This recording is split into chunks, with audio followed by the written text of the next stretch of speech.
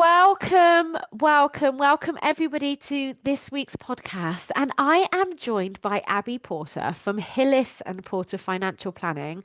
I'm going to let Abi introduce herself in just a second, but this is really funny because just as we got on this call, I was talking to a new client and I was getting them all scheduled in for their sessions.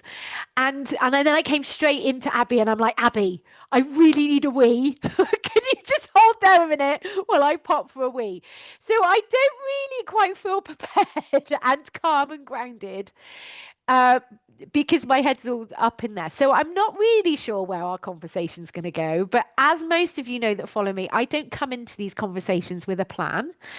I really believe that the conversation goes exactly where the conversation needs to go, wherever that is. And what we talk about will be exactly what you need to hear as a listener. So, um, Abby, do you want to start by telling me who you are and where you come from? Yeah, hi Nikki. Thank you so much for having me on. Obviously known you for quite a long time, but it's really nice to be here and to have a conversation about this today. So yeah, I'm Abby from Hillis and Porter Financial Planning, and I now own most of our family business that we've been running for just over 25 years now.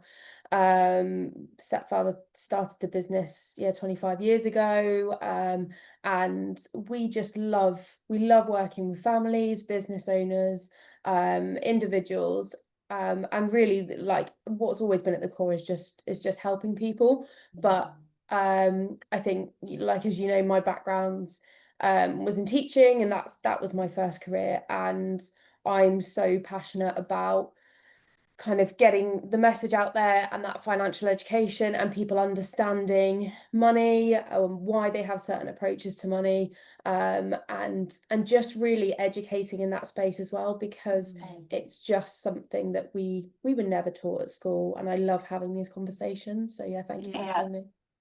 Thank you. And the thing is, the thing that really inspired me to ask Abby to come and chat with me today is because we hosted an International Women's Day event together, didn't we, at the beginning of the year? Well, I hosted it and you were one of the speakers. And the content of that presentation, we're not going to do the whole presentation today, but the information and the research that you had done and the some of the statistics that you said about in that conversation or in that presentation, I just thought was so fascinating, especially around women and the gender pay gap. So, what do you feel is like the most important place for us to start when it comes to our finances with women in mind? Or is that just too heavy a weighted conversation No, no, not at question to all. start with? No, absolutely not. And it's really interesting something that you said there, which is a really common it's not a misconception, because it's completely correct that there is still a gender pay gap, and it's still prevalent. There's change happening, but it is still massively prevalent. However, the bit that I love to talk about more, and hopefully our conversation will unravel a bit more today, is that actually it is so much deeper than that. Um, Okay. and the actual physical pay that is being given to women, whether that's at the end of the month or what they earn through being a business owner, however that looks, yes, it is still less, but obviously the reasons are kind of far reaching as to why that is. And I think something that I talked a bit about at International Women's Day, but really love to talk about with women a lot more, is actually their money confidence. Mm, And this obviously feeds into so much of the work that you do as well. But it's actually women's approach to money and where that comes from. mm, I think I told a story at that at the International Women's Day. And right from when we're really young, it's shown that actually boys will ask for more pocket money than girls will, for doing wow. exactly the same, whether it's chores around the house, however that looks, however they might want to earn their pocket money. And it's almost it's setting that platform of women always feel that they need to do more to kind of prove their worth in a monetary value. Mm. And that's kind of entrenched from a really young age. So it's about, and it's something we've talked about before, about women getting comfortable receiving more money and holding more money. Um, so yeah, it definitely it comes from that gender wealth gap of physically being able to earn more. And women have time out for maternity leave, unpaid care. I'm hearing more and more and talking more and more to clients about them being that sandwich generation of having to look after their parents, and typically it's the woman who does that care. um but really there's so many other reasons behind it. Mm. It's so interesting, isn't it? Because if I look back at my kind of history with money, um, I I grew up in my household, which is probably very typical to a lot of people. We didn't talk about money Yeah. unless I heard my parents arguing about it. But it was always a very taboo subject, and I grew up with my mum's mindset of if you buy cheap, you can buy lots, as if that was a good thing. Mhm. Um, And I can remember going to my friends' houses, and they would always have like, I would go to like the equivalent, I suppose, of Primark back in the day. It was Be Wise when I was. Yeah. There was a shop called Be Wise. It was really cheap, but my mum and I would go there and we would buy lots of outfits. Whereas my friend always had like Gap t-shirts and, fat face t-shirts. And I can always remember. So I grew up with this cheap, buy lots. You can have more. But I always loved earning money. Like my first job was I think I must have been about 13. I was babysitting at quite a young age. I don't remember how old, but my first actual job was washing up in a pub. And I loved earning money. And Mhm. so I was definitely a teenager. Like I worked all the weekends. I did babysitting during the week. I can remember paying for my first holiday to Ibiza with 18s to 30s. I don't even know if they're still in. Yeah, But me and fair. my girlfriend, yeah, went, and I can remember paying for that for myself and being really proud Mm. that I had earned that money to pay for it. And isn't it funny how I'm kind of, at what point did that suddenly disappear? And on reflection, I think it was when I had my boys. Like I always really enjoyed working. Always enjoyed earning money. And looking back, I always earned more than Johnny did, but I never even considered owning that. I just always had it in my head that Johnny was the man, he was the breadwinner, and therefore he was the one that had to go out and work. Whereas actually, this was just my experience, I didn't really enjoy the baby phase. I would have happily have gone out to work 5 days a week, but looking back, we were so stuck in that he works, she stays at home mentality. And now I'm trying to uncondition that because actually, in my business, I want to help more women and I want it to grow and I want to be back to that financial kind of freedom stage. And I want to create that for myself. And it's interesting, isn't it? How we suddenly just go into this kind of, we lose all of that somewhere along the line. I've just rambled at you, Abby. Sorry. No, no, You have God. anything to take out of that ramble?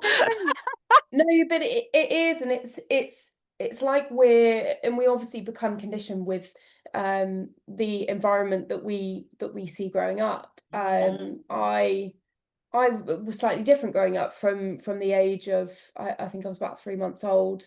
My mum put me into nursery and she went back to work full time, and that's Mm, because financially that's what my family had to do at the time, and what was right for them. And there's no judgment as to what's right and what's wrong in that situation. Everyone's got to do what's right for them. But for me, there's never been kind of a conditioning of there's never going to be a part of my life where I don't work. However, I now know, and running a business, that I would like that to look different for me, and that's a choice I've made. And mm, that's something also that we are seeing. I don't know the exact stats on this because there's a lot of different data out of there on this, but that last year there was more women that started up businesses than men. And that's 100%. probably going to continue to be a trend. However, the the other side of that is what we're not seeing is women scaling businesses in the same way that men do. So Mm. it's almost like women are creating these businesses to support their lifestyle and their working and how they want to work then around their families, which, you know, is completely, again, it's completely on how anybody wants to and chooses to do that with their family.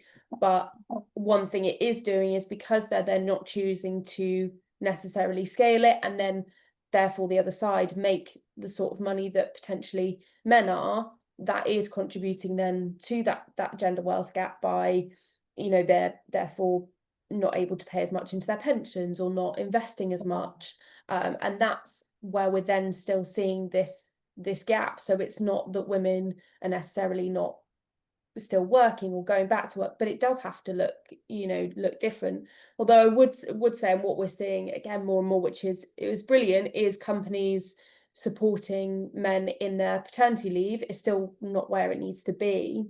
But interestingly, again, I've had conversations with men who have been given the opportunity to take quite an extensive paternity leave, you know, up to 6 months in some cases.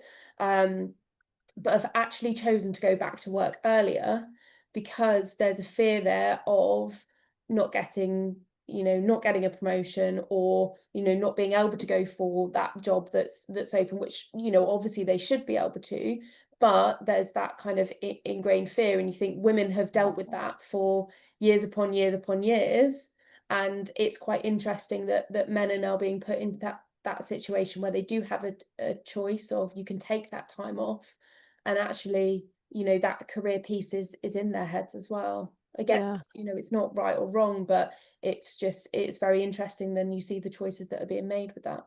Mm. And I think this whole belief, how society have set themselves up in the past, in the sense that the man is the one that is the breadwinner, that's just as fucking toxic for men as it is for women. Hugely. Because what if, and I'm thinking about my boys particularly, and Johnny actually, he wanted to and still wants to spend time with his kids. Yeah. Like he had a real desire to be really involved in their life. Now, fortunately, he worked for an organization that did give him some form of flexibility, but he had to fight for that. And going down to part time, he had to fight for that and overcome society's belief that the man should be the breadwinner. Mhm. And especially having two boys, I really am quite passionate about them growing up in a world where if if the dad wants to stay at home and the mum wants to go out and be the earner, that is possible. And I do feel that starts with me as their mum and showing them that women can make a fuck ton of money. Mm. Women can scale their businesses. So I'm curious to hear from you, Abby. What do you think it is that actually stops us really stepping into that identity of a woman who can make money and who can scale her business?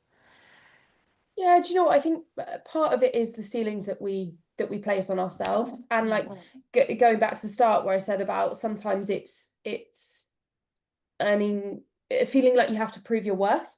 Mm, Um, Again, we see it in businesses, and there's been some studies on kind of price pointing in businesses and how much you're willing to price your services at, and men compared to women. So I think it is sometimes this sense of worth. I'm not saying that all men completely have their shit together and, you know, value themselves in the right way, but I do think as women we tend to downplay ourselves, downplay our value. I think I found it really uncomfortable in being kind of really honest in this space, coming from the teaching world and the world of education, and probably public sector in general, where the amount you earn, if you broke it down per hour for what you did, you're earning probably well under the minimum wage. And then coming into an industry which is very different in that sense, and it's an advice business, and people expect to kind of pay a certain premium for your advice.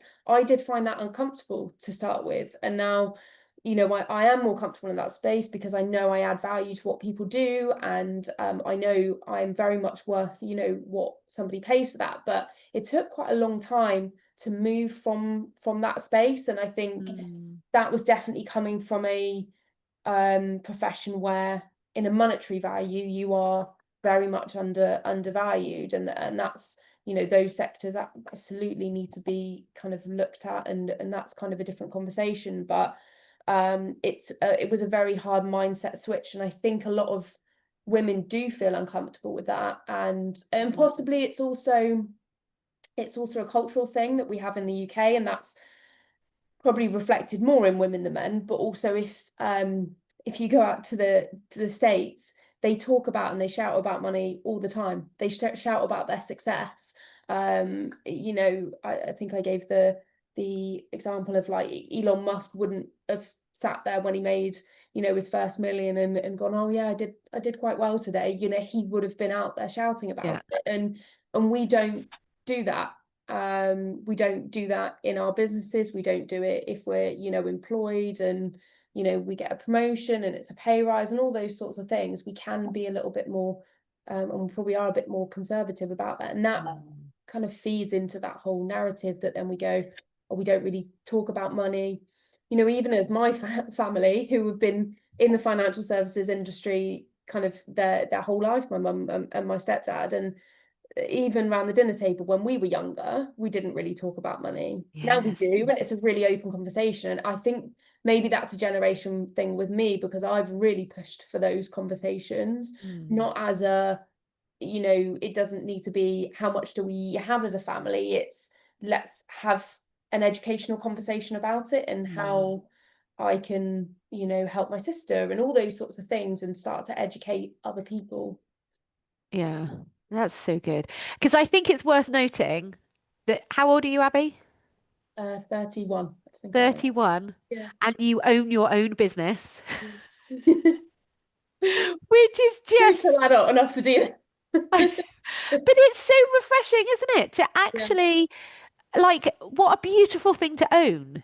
Hmm. It the Yeah. And let yourself receive the fact that I am 31, and you have on, you have, depending on success, which is interesting. Um, but depending on how you define your business as successful, you have a successful business. Hmm. Yeah, and it's also really interesting, like when you say that about, I'm 31, I'm a female, and I own a financial services business. That I am a real anomaly in this space, because still only in the financial advice business, still only 16% of the industry are female.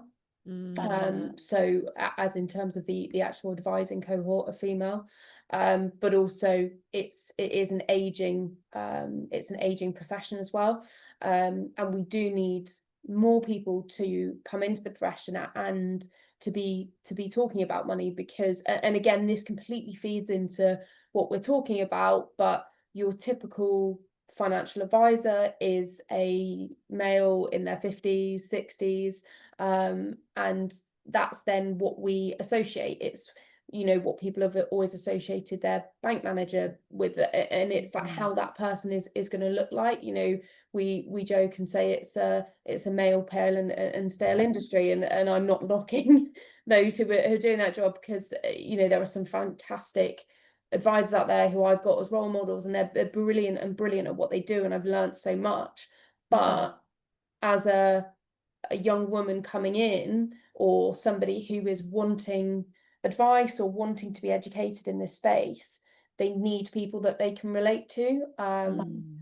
And I get that's why I would say, and it's something that I'm not doing loads at the moment, but would love to do in the next couple of years. It is kind of build that social media platform even more. But there are some brilliant women out there doing some great things in the education space, Mm. just so that it's something that's more accessible for women. Yeah. Yeah. It's so fascinating, isn't it? And I think, if when we look at how women have been dealt in general in the past, I mean, the fact that we were burnt as witches and like, for having wisdom, I think we've I moved think away from that a little bit, yeah. but we didn't even have the choice of having our own bank account or a credit card. Was it like something like the 1970s when in England, um, we um, we had to have a male signature in order to get a bank account or in Mortgage. order to get a mortgage or a credit Yeah, card. And you just think, literally like 50 years ago, 50, yeah, yeah, 55 years ago. Mad. yeah. So it is part of our recent history. But what I'm really trying to do with myself is to stop keeping repeating that same negative story. Hmm. Yeah, sorry, I was gonna like very quickly jump in there on something you said, because I think it's really, really important as well, what you were saying about the kind of needing a male to be a signatory on whether it's a credit card or it's a mortgage. And I think, that's also hopefully something we're moving away from more, but it's almost this kind of financial need to have a partner in your life to be Mm, able to survive. And it's tough out there at the moment. It's not, the UK is not an easy place to live and necessarily be financially stable. I'm not kind of taking that bit away from this conversation, but I think a lot of people, and this is probably meandering off a little bit, potentially um maybe go into relationships and stay in relationships because they don't understand the money piece, and they aren't financially independent. And that is, again, that's a big thing for me, is actually, can we educate at a really young age and mm, get in there really young, so that women start to or even, even men in that sense, start to build really good money habits, so that they always know financially, actually, I'm going to be okay on my own. And mm. that's, it's not an easy thing to do, but building those habits, educating early, and building that financial independence, I just think is huge. Yeah. Yeah. Because you're right. It's like emotion management. We don't get taught that at school, do we? No. We don't get taught how to budget. We don't get taught how to feel our emotions. We don't get taught how to, save or put things away. We're not taught any of that kind of lifestyle skill at school. Mhm. So what would you want us to know, Abby? If you could tell us anything, like what would you want us to know and learn? I suppose from a women's perspective, I mean, there's so much that I could kind of sit and educate on in terms of investing and pensions, on all those sides of things. But from a money confidence point of view and a women's point of view, Mm, um, I would say, firstly, being really conscious about what you absorb from a finance standpoint. And what I'm talking about here is, um, if you pick up women's magazines versus kind of men's literature, you will see a real difference in how um, finances are portrayed. So with mm, women, you'll hear terms, or you might hear images, or see images, sorry, with, a piggy bank on the front, and putting your pennies away, and talking about money being a bit of a minefield, which just leads into this. It it fulfills that feeling of, I'm not necessarily confident with money. Or mm. whereas men, you will see pictures of, them with wads of cash, or maybe depicted in front of a flash car, and for them, it's very much saying this is achievable. So I think it's being very conscious about what you're taking in, and saying, actually, does that necessarily need to be the path for me, and what I need to follow? Actually, what if it was different? And what if it could Mm. be different? And it very much can be different, because, there are hundreds upon thousands of women out there showing that, it can be different, and you can be the breadwinner, and you can run successful businesses and scale them. But you do have to be very conscious about that. And what I would say on that as well is the huge irony in this. Again, lots of studies have been done on this, is that women actually make better investors. Do And they? that's, yeah, it's all been shown. It's down to their emotional and their behaviors, because women will take more appropriate levels of risk. They're not kind of chasing and this is not this is not a men bashing session. No, no, because we love men. We Yeah, love all the men. but, Yeah. but men, there is it tends to be an ego behind it of I need to Mm. show that I can make money, so therefore I might follow hot tips I see on Instagram, or I want to go out and trade myself. Interesting. Whereas women are much happier, they're less driven by the ego, and they'll see the bigger picture of, right, I want financial security for me, my family, whoever it is, and will are more likely to just be consistent, put that money away each month and kind of stick to that plan and not really be too swayed from it. So they're longer, the longer term horizon and the outcomes are much better for women, than, I say much better, percentage wise, it's a little bit than men, but overall it is a better picture. Wow, that's so interesting.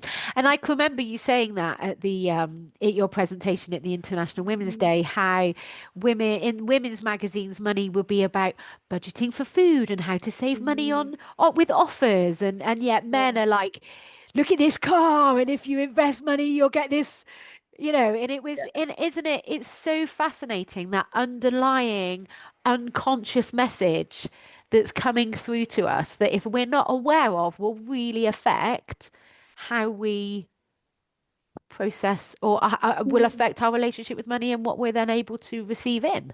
Yeah, and the irony of it all with money is that actually it doesn't have to be complicated.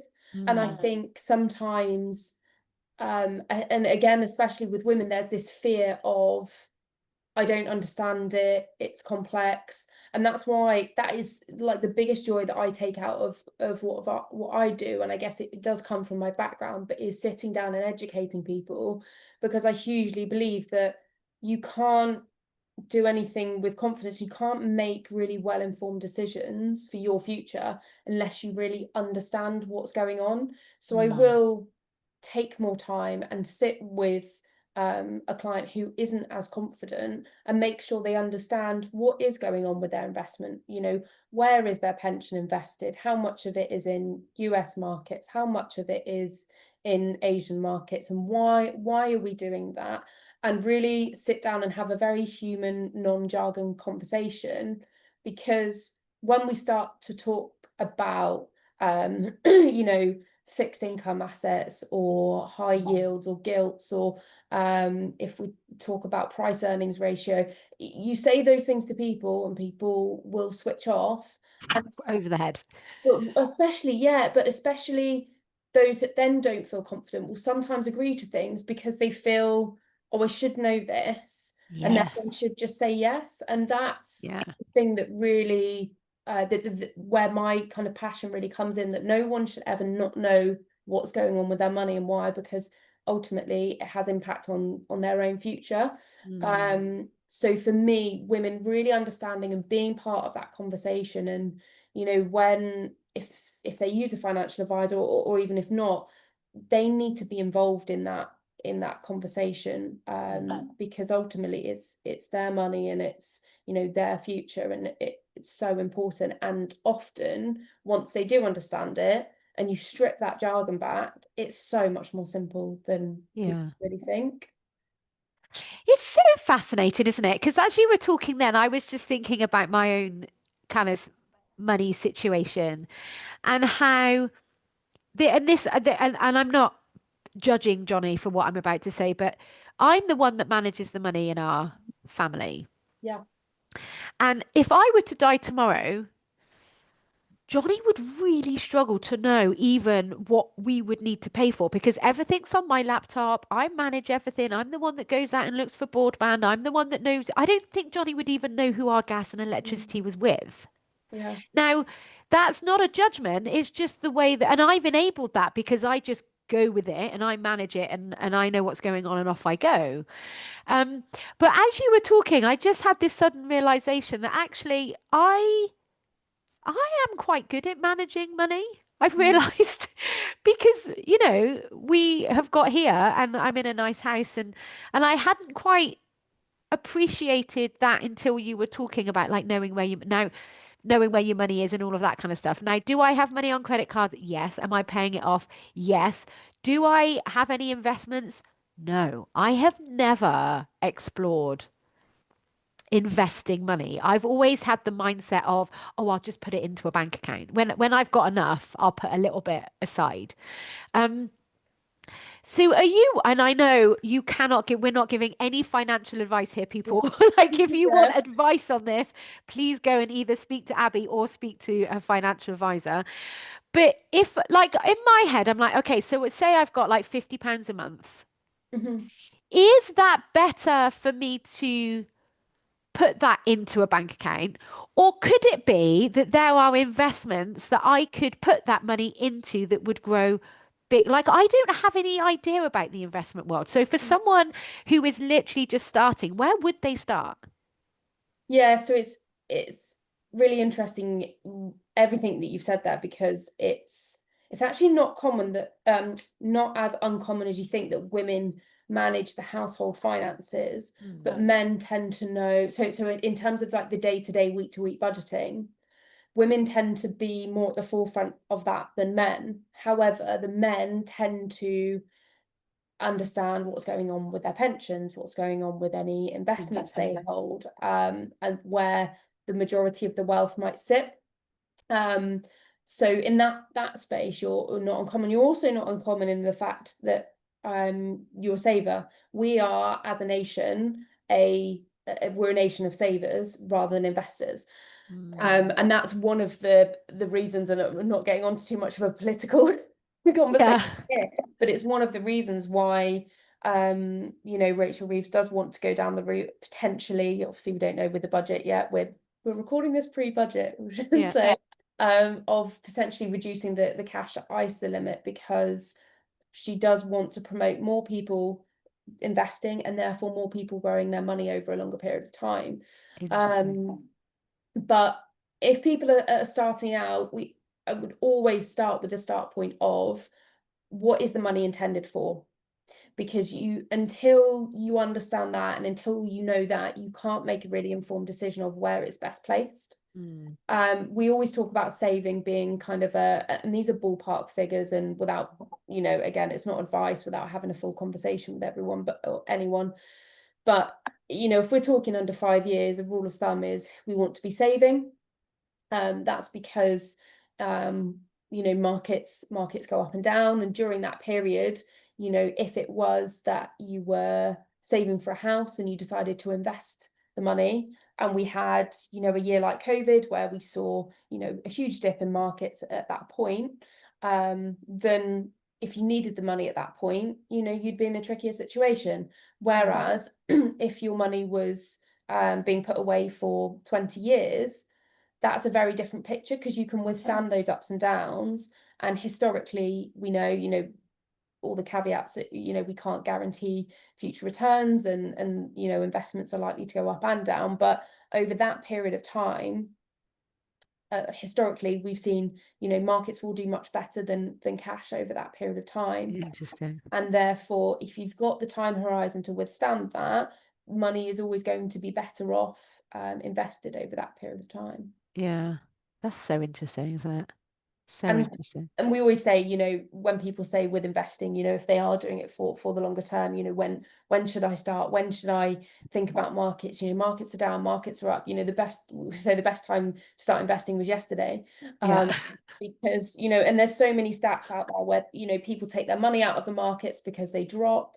And actually, if you'd missed the best 10 days in the markets in the last 100 years because you had pulled your money out, the difference is vastly significant. So it's Mm. about committing and saying, right, okay, I'm investing for this period of time. If markets go down during that period, it's absolutely fine because my target is much further down the line, and staying invested for the course is always going to produce better outcomes.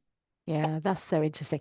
And I think, like, just considering my boys, I mean, they're not earning money yet. I wish they could work because they spend a lot of money on bus tickets and cinema tickets. And Yeah. I'm like, you boys need to go out and earn, but they can't work now at 16. That's a whole other conversation. Yeah. Anyway, but I think the minute they start to earn their own money, I'm going to be advising them to, okay, put a percentage of that into a savings and start investing at the get-go. Put a Yeah. percentage of that into investment because the savings then you can pull on if you need to for the short term, perhaps.